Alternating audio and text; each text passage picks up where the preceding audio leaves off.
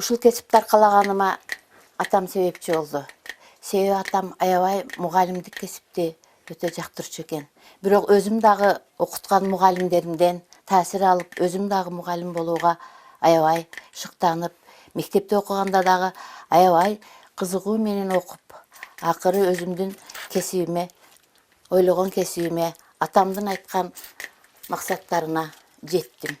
Азыр ушул мезгилде дагы 1-классты окутуп эмгектенип келе жатам.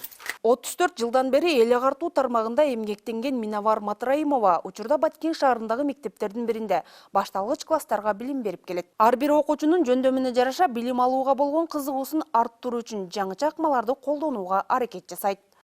Дептерлерине мындай жылышчаларды, ар түрдүү баллонун түрлөрүн колдонуп баа коёмун.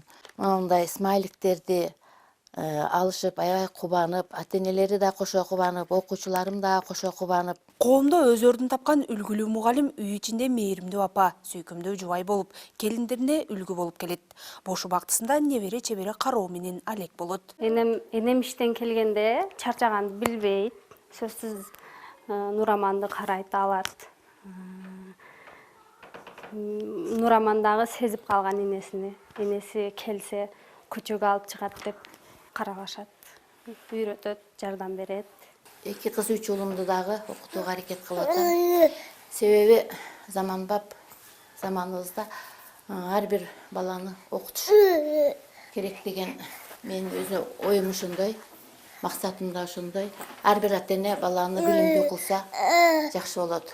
Бул өзүбүздүн өлкөбүзгө дагы кереги тийген кызмат кылган жаштардан болот. Себеби окуган билимдүү адам гана бардык нерсени жеңе алат деп ойлойм. 21-кылым техниканын өнүккөн заманында мугалимдер окуучуларга кандай кыйынчылыктар болбосун, балдарга татыктуу тарбия берүүгө тырышат. Бүгүнкү күндө Баткен облусунда 7,5 миңден ашуун мугалим бар. Ал эми облуста 99 мугалимге муктаждык бар. Түрлөрүн колдонуп, Алтынай Мырзадолат кызы, Салам медиасы үчүн. сүйүнүп, ата-энелерине көрсөтүшү